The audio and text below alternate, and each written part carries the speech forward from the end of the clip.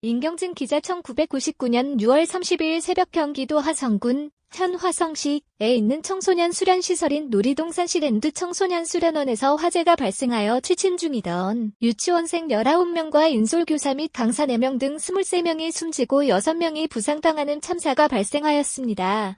화재 사고 당시 시랜드에는 서울 소망유치원생 42명, 안양 예그린 유치원생 65명, 서울 공릉미술학원생 132명, 부천 열린 유치원생 99명, 화성마도 초등학교 학생 42명 등 497명의 어린이와 인솔교사 47명 등 모두 544명이 있었습니다.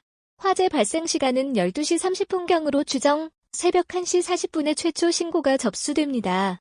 이후 20분 후쯤인 1시 58분 소방선발대가 도착하지만 3분 만에 물을 모두 쏟은 2시 11분에 소방대 본진도 도착하지만 이미 불은 건물 전체로 번진 상태였고 4시 25분경 완전히 진압됩니다.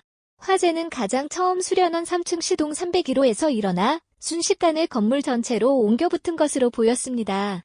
화재 원인으로는 방 안에 펴둔 모기향이 옷에 옮겨붙었을 가능성이 있다고 보고 정밀 검식을 하였습니다.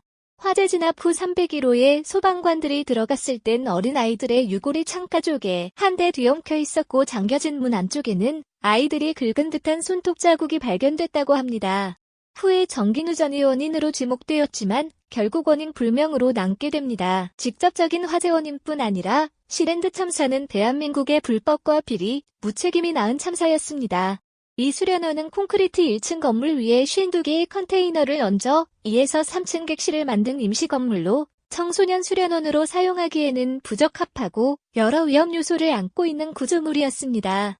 생활관에는 화재 경보기가 있었으나 불량품으로 판명되었고 사용하지도 않은 빈 깡통에 소화기들이 발견되었습니다. 수련원 준공과 사업허가 경위 등에 대한 수사를 하였으며 화성시 관련 공무원들에게 시랜드 관계자는 청탁을 해서 불법 건물임에도 불구하고 건축 허가가 난 것이 밝혀지게 됩니다. 애당초 시랜드 건물은 양어장에서 수영장으로 용도 변경이 됐으며 숙소 건물은 탈의실과 양호실 용도로 허가가 난 것입니다. 시랜드 참사 사고로 시랜드 관리자, 소망 유치원 원장이 업무상 과실치사로 각각 징역 5년, 징역 3년 6개월형을 선고받았으나 화성군청 공무원들은 집행유예, 당시 화성군수 김일수는 무혐의 판정을 받습니다. 시랜드 참사의 아픔이 잊혀지지도 않았는데 4개월이 지난 1999년 10월 30일 저녁 7시경 인천광역시 인현동에 위치한 4층 상가 건물에서 발생한 화재로 건물 2층 생맥주집과 3층 당구장에 있던 10대 청소년 등 손님 52명이 불에 타거나 연기에 질식해 숨졌습니다. 사고가 난 생맥주집 건물 지하 노래방의 내부술이 공사장에서 처음 발생하여 계단을 타고 2층과 3층 사이 번졌습니다. 이 화재로 청소년들이 있지도 않은 비상구와 비상계단을 찾아 갈팡질팡 헤매다가 유독가스에 질식되어 의식을 잃고 쓰러졌습니다. 또한 출입구가 하나뿐이어서 일단 출입구가 막히면 실내에 있던 사람들은 탈출할 방법이 없었습니다. 창문이 있기는 했으나 구조 변경을 할 때 통유리로 바꿔 달았으며 베니어판을 덧붙여 비상시에 쓸 수 있었던 탈출구를 막아버렸습니다. 화재 원인은 당시 노래방의 알바생 17살 김모군과 14살 임모군이 신어와 석유 중 무엇이 더 불에 잘 탈지에 대해 말다툼을 벌이다 소주 한 잔량에 신어를 뿌리고 붓을 붙였는데 공교롭게도 바닥에 페인트를 지우기 위해 이미 신어가 뿌려져 있는 상태였고 이 불이 삽시간에 번지게 된 것이었습니다.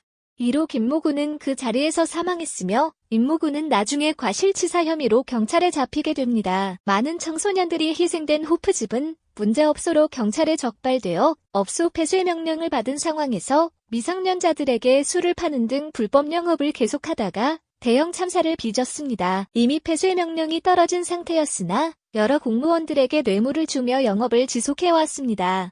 당시 호프집 주인은 학생들이 화재로 대피하려 하자 돈을 내라며 소리치다가 화재가 난 것을 알자 자신만 아는 비상구를 통해 학생들을 버리고 탈출했습니다.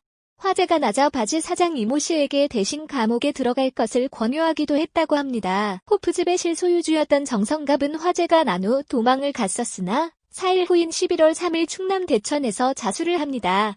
그가 잡히며 많은 공무원들이 뇌물을 받은 혐의로 조사를 받게 되는데 그 수만 100여 명에 달했습니다. 업소의 불법 영업을 눈감아준 혐의를 받은 경찰 공무원, 단속을 무마해주는 대가로 뇌물을 받은 혐의로 시청과 구청 공무원, 소방 설비를 제대로 점검하지 않은 혐의로 소방공무원, 정성갑이 매달 20만 원씩 건넸다고 진술한 축현파 출소 경찰, 언론에 공개된 비밀 상납 장부와 정성갑 수첩에 이름이 적혀있는 경찰들도 모두 조사를 받게 됩니다. 하지만 경찰과 구청 공무원 등 모두 21명이 구속 기소되는 선에서 사실상 마무리됐습니다.